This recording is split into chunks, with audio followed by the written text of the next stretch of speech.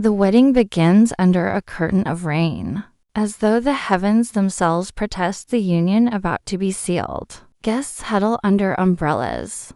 There murmurs a mixture of admiration for the extravagance and whispered speculation about the bride's pallor. Emily Carter, radiant in lace and satin, looks every bit the perfect bride, yet her eyes betray her flat, lifeless, and detached from the joy expected of her. Her beauty, framed by carefully pinned hair and softened makeup, feels more like armor than celebration. Each step down the aisle is not a march toward love, but toward surrender. Her heels clicking like the tolling of a bell. The rain seeps into the edges of the scene, dampening flowers, soaking shoes, blurring the sharp lines of wealth and perfection Richard Hayes has meticulously purchased for this day. Yet it is Emily's expression vacant but composed that captures the truth. She is a woman not stepping into her future, but being ushered into it, bound by duty rather than desire. The grandeur of the event contrasts cruelly with her inner silence, creating an atmosphere thick with tension, the kind of beauty that conceals a tragedy. As Emily reaches the altar, her mother leans close, her voice trembling yet tinged with relief. "You've saved us, sweetheart." The words are a knife wrapped in velvet. On the surface, it is gratitude, but beneath it, a confession that Emily's happiness has been sold to secure her family's survival. In that single line, Emily's sacrifice crystallizes. She has bartered her heart for debts, reputations, and the crumbling dignity of a household that could not withstand financial ruin. Without Richard's intervention, her mother's whisper transforms the ceremony from a moment of union into a transaction, and Emily into currency. The weight of generational desperation presses on her shoulders, dressed up in ivory silk.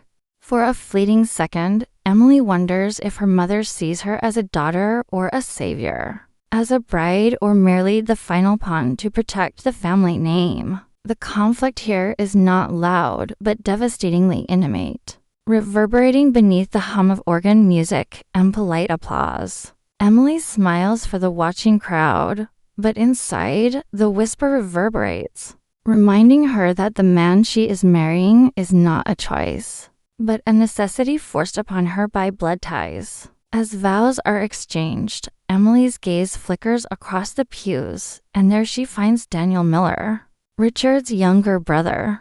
His presence is understated, yet his watchful eyes stir something forbidden within her. There is unspoken history between them, an unresolved spark, a memory, or perhaps simply the recognition of someone who sees her truth. The air between them hums with silent tension, a dangerous reminder that the path she is stepping onto is already fractured. Richard's voice drones with solemn authority as he vows possession more than devotion, but Emily barely hears him. She is too aware of Daniel, of the storm within her that refuses to quiet. When the ring is slid onto her trembling finger, the finality of the gesture crushes her resolve. Her inner narration cuts through the orchestration. "I thought marrying money would silence my heart. I was wrong."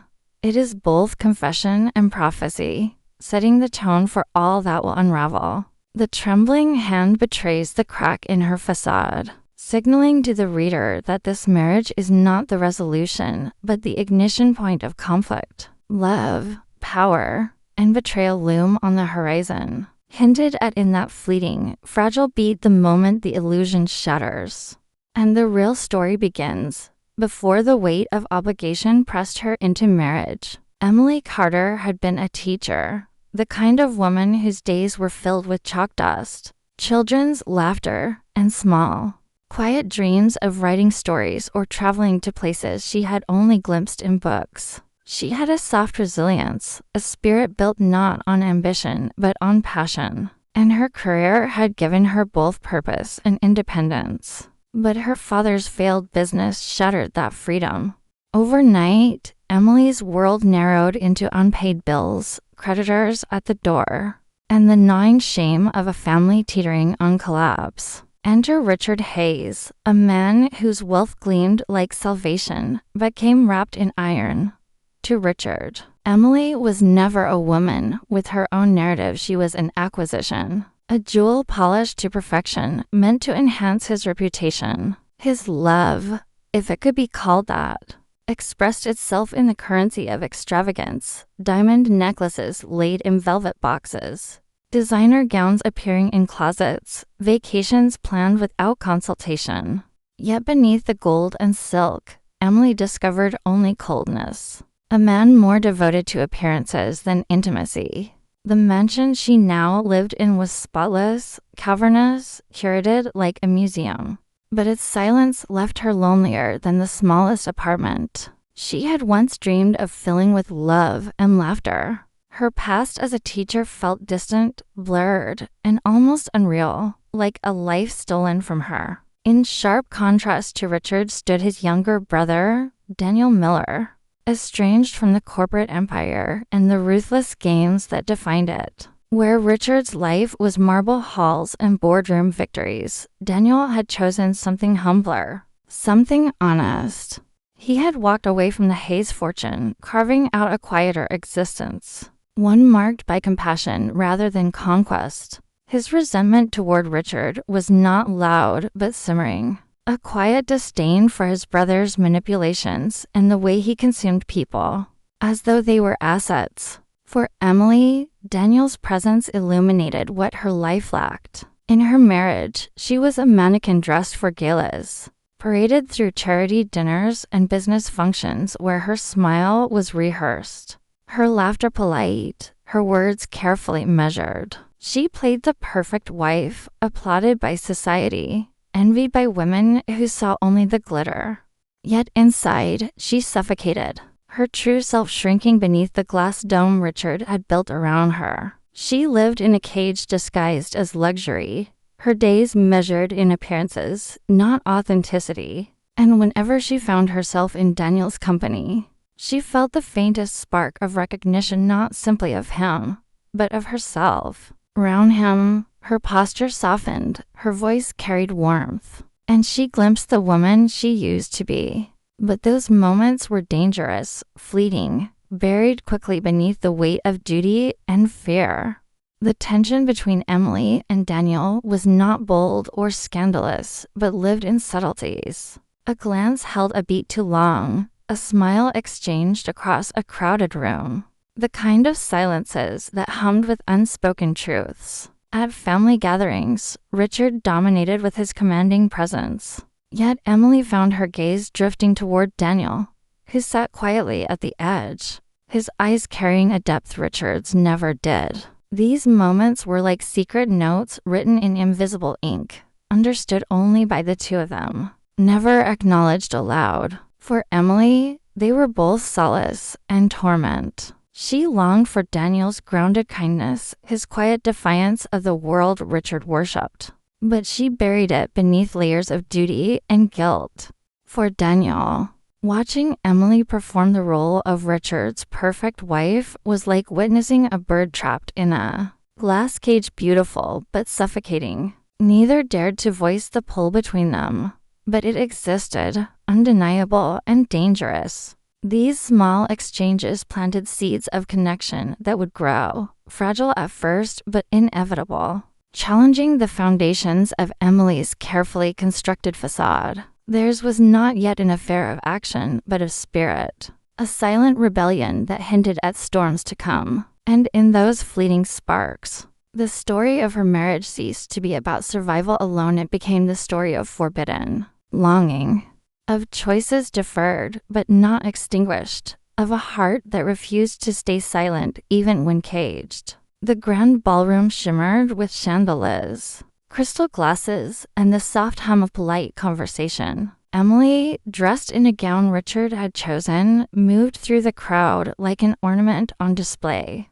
smiling at dignitaries, offering carefully measured words, and doing exactly what was expected of her. But one slip, a momentary stumble, as she misremembered a donor's name, was enough to shatter the illusion Richard so zealously curated. His jaw tightened, his hand gripped her arm too firmly, and before a crowd of watchful eyes, his voice cut sharp and cold. "You embarrass me." The words were low, but the venom carried, turning heads, silencing nearby conversations. A ripple of discomfort moved through the guests. Though the music played on, the mask of Richard Hayes, the charming philanthropist, had cracked, exposing a flash of cruelty. Emily's face burned as she forced a smile, swallowing humiliation like broken glass.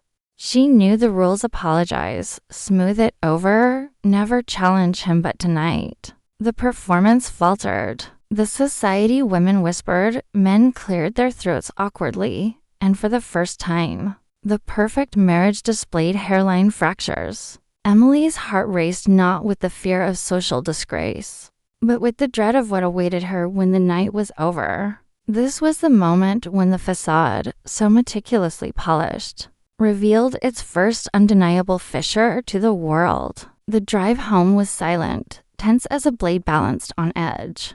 Behind closed doors, the true extent of Richard's wrath revealed itself. His words turned into accusations of incompetence, of weakness, of being unworthy of his name. When Emily tried to explain, tried to insist it was a small mistake, his hand struck her, sharp and sudden. The sting on her cheek burned, but what seared deeper was the coldness in his eyes, the absence of any trace of love or remorse. This was not a partnership, not even a cold transaction. It was captivity enforced by fear.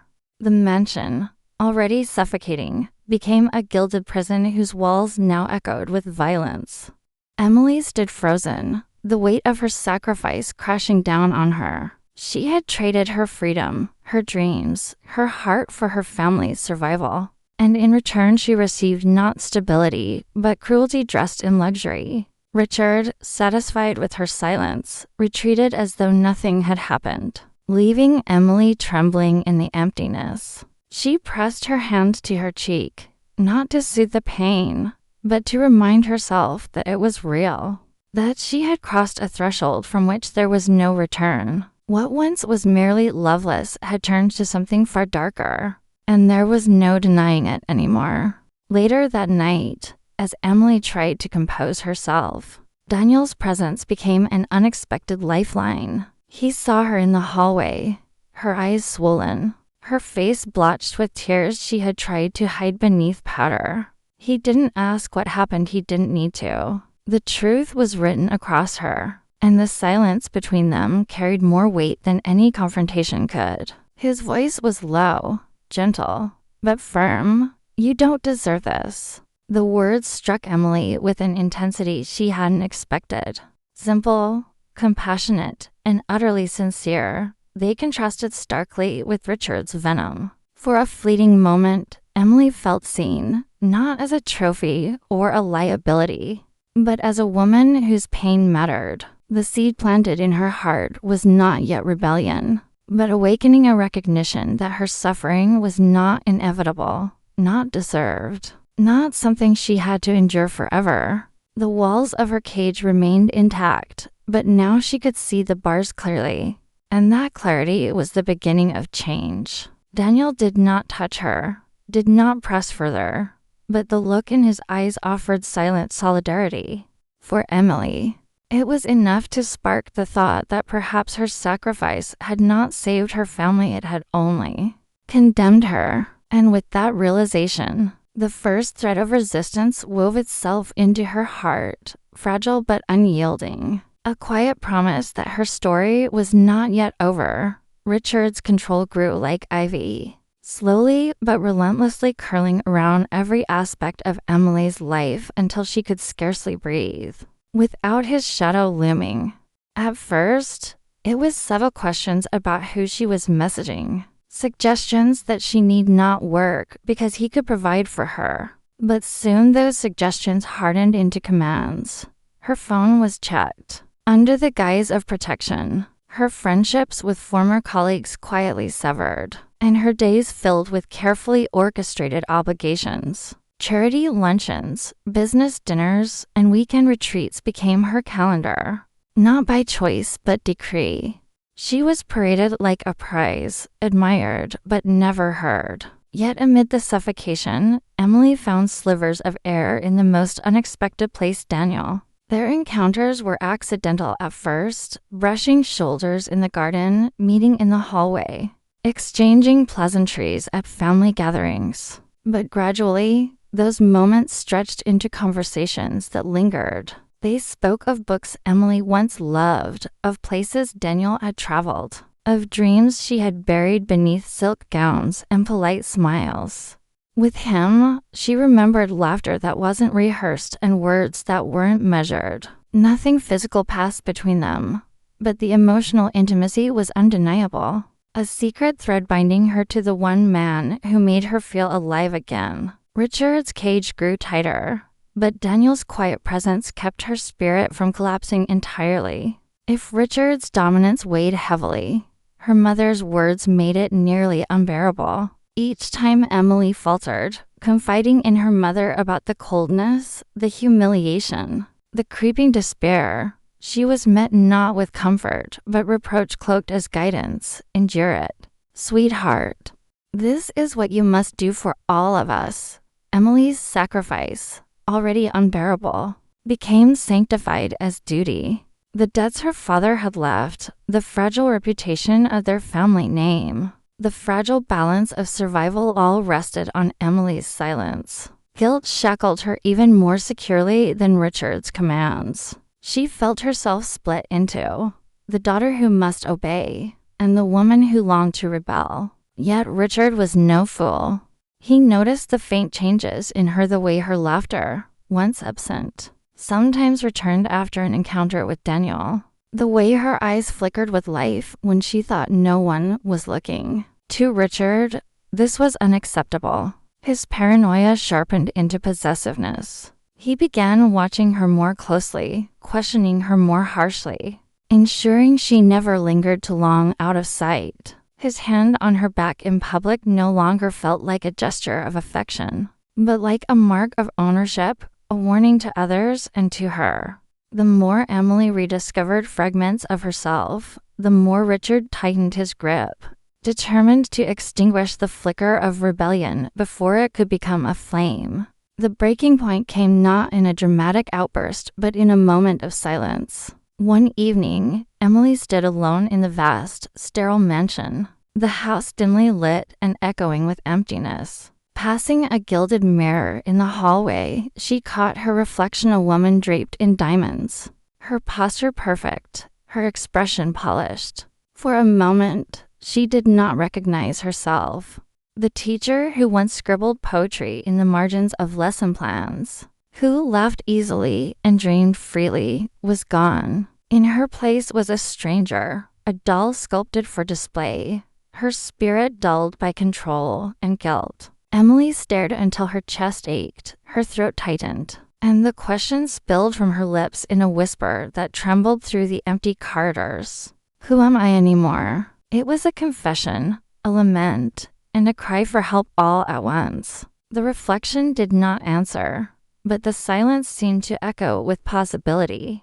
For the first time, Emily admitted to herself that she was disappearing, not just suffering. This realization was more frightening than Richard's anger or her mother's pressure, because it struck at the core of her existence. If she could no longer recognize herself, then perhaps there was nothing left worth preserving. Yet beneath the despair, a fragile defiance stirred. The woman in the mirror was not who she wanted to be, and that recognition marked the peak of her tension, the silent turning point where survival alone was no longer enough. The storm broke not with lightning, but with Richard's fury. He entered the room without warning, his footsteps heavy, his presence suffocating. Emily and Daniel had been seated by the window, speaking in low tones about a book. Daniel had brought her a simple gesture that meant more than all of Richard's diamonds.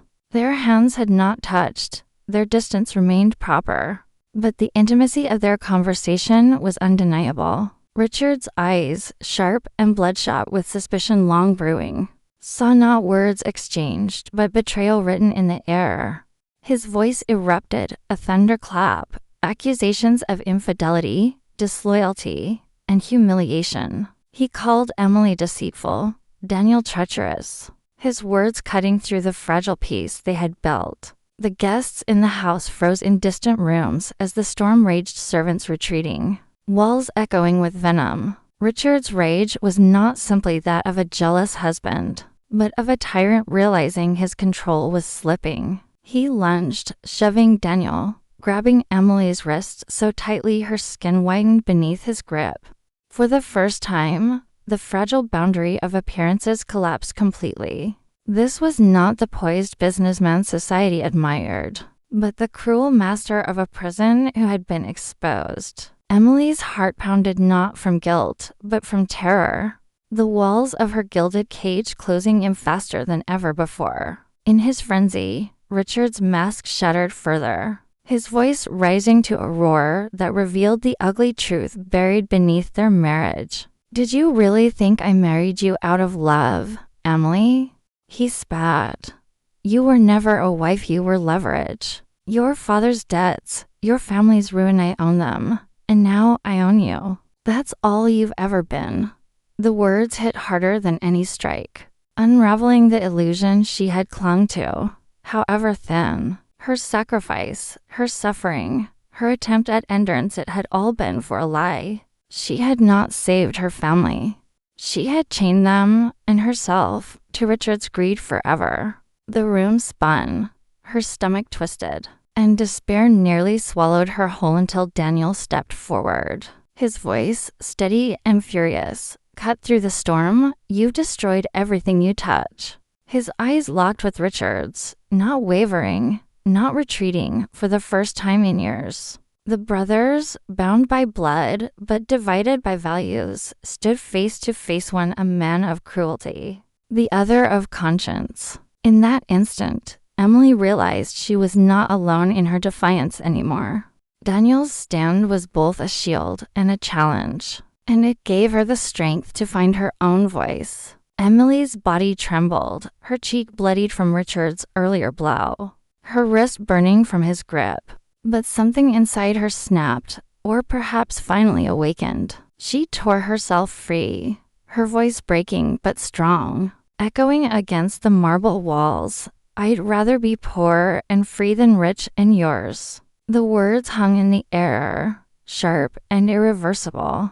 For the first time since her marriage began, Emily's voice carried power, not rehearsed politeness, not quiet compliance, but raw truth. Richard's face twisted with rage, but the spell of his control was broken. Emily's heart pounded as she fled the room, her silk gown torn, her hands shaking. She did not stop to gather possessions, did not think of jewels or gowns or the life she was leaving behind. She left the mansion that night with nothing but the clothes on her back, the rain-soaked night swallowing her whole.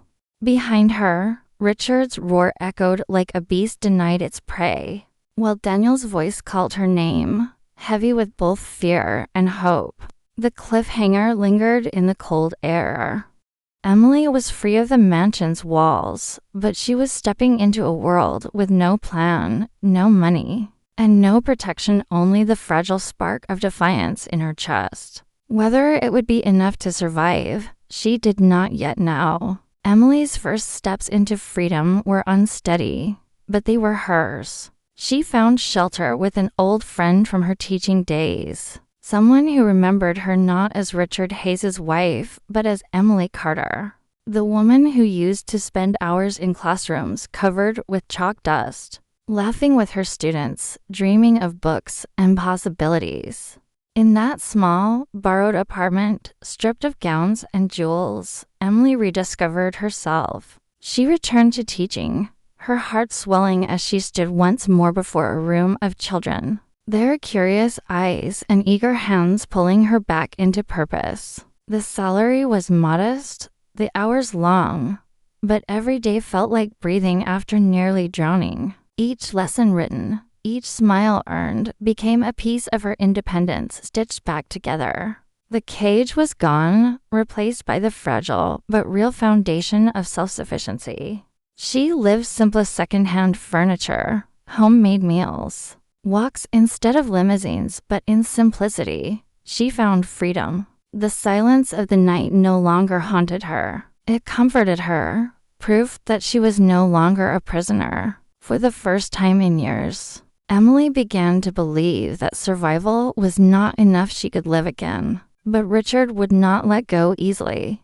His fury followed her into the courts, where he sought to grind her into submission with the weight of his wealth and influence. He painted her as ungrateful, unstable, unworthy, dragging every detail of her life into public scrutiny. For months, the courtroom became another battlefield, one where Richard's lawyers attempted to strip her of dignity, the way he had stripped her of freedom. Yet Emily was no longer alone. Daniel, quietly but resolutely, stood by her side.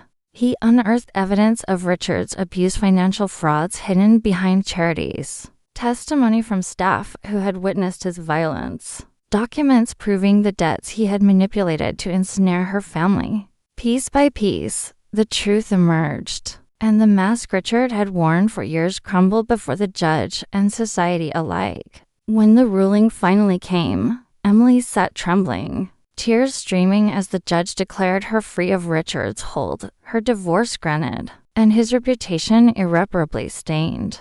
The newspapers that once lauded his philanthropy now branded him a tyrant, a fraud, a man undone by his own cruelty. Emily's victory was not merely legal, it was the reclamation of her voice, her identity, her right to exist without fear. In the quiet that followed the storm, Daniel approached her not as a rescuer, not as a man demanding gratitude, but as someone who had simply chosen to stand beside her. They met in the schoolyard one evening, the sunset painting the world in hues of gold and fire, children's laughter fading in the distance. His words were hesitant, sincere. "I have loved you for years, Emily," quietly from afar. "But I won't ask for anything now. You deserve time to heal, to breathe, to be wholly yours again." Emily's heart tightened, not with fear, but with something tender, something she had thought lost forever. She did not answer with declarations or promises. She simply smiled, a smile that belonged to her and no one else. A smile that carried the strength of survival and the possibility of love reborn. Daniel's respect gave her space, not chains, and in that, she found the truest kind of devotion. As she walked home under the fading light, she realized that her story had come full circle not as a woman trapped by debts and duty, but as a woman free to choose, free to live, free to love on her own terms. The empowerment was not just in escaping Richard, but in reclaiming herself, in proving that even from the darkest cages, wings could mend and soar again. 6 months later, the world around Emily had shifted from darkness into light, not through miracles, but through the small, steadfast rhythm of everyday life. The classroom bustled with energy, the chatter of children filling the air with laughter and curiosity. Sunlight poured through the tall windows, catching chalk dust in golden rays, and Emily, standing before her students with a smile that reached her eyes, felt alive in a way she had not in years. Her life was no longer gilded with jewels or suffocated by grandeur. It was simple, honest, and hers. She walked to work each morning, coffee in hand, greeted by neighbors who knew her not as the wife of a businessman, but as Miss Carter, the teacher who cared enough to stay after class and listen to her students' stories. The scars of her past had not vanished. There were still nights when echoes of Richard's rage disturbed her sleep, but each day in the classroom, each spark of curiosity she nurtured in her pupils stitched her heart back together. Freedom was not the absence of pain, but the presence of possibility. And Emily had finally reclaimed it. On an ordinary afternoon, as she gathered books from her desk, she felt a presence at the doorway. Daniel stood there, not imposing, not demanding, but waiting quietly, as though the years had taught him patience beyond measure. Their eyes met, And in that unspoken moment, the world slowed. Emily's smile softened, warmer, gentler than before, carrying gratitude and something deeper that words could not yet name. Daniel stepped into the room, the sounds of children fading as the two shared a silence richer than any conversation. There was no rush, no desperate declaration, only the steady truth of two lives that had endured storms and found one another on the other side. Emily's heart fluttered, not with fear, but with anticipation, the cautious, hopeful kind that grows only after healing. He did not reach for her hand, and she did not ask him to. Instead, they simply stood together in the quiet sanctity of her classroom, surrounded by chalk, books, and laughter that promised renewal. In his presence, Emily felt not like a broken woman waiting to be mended, but like herself whole, free, and capable of choosing love on her own terms. As the sun dipped low outside the window, casting the classroom in a soft glow, Emily found her thoughts drifting to the beginning of her journey the day. She had slipped a ring onto her trembling finger and convinced herself that money could silence the yearnings of her heart. Now, standing free of that cage, her inner voice rose with clarity. I thought money would silence my heart, but in the end, love was the only thing that made it beat again. It was not a declaration for Daniel, not yet, but a truth for herself, a testament to survival, to courage, to the quiet resilience that had carried her here. The story did not end in fireworks or grand gestures, but in the simplicity of a woman who had endured and emerged whole. Fade out, Emily, laughing softly as her students rushed back into the room. Daniel's presence steady and patient beside her. The final image lingered not on wealth or power, but on hope, the kind that brought tears to the eyes, the kind that reminded every reader that freedom and love, fragile though they may be, were worth fighting for. It was not just an ending, but a beginning, wrapped in quiet triumph and catharsis.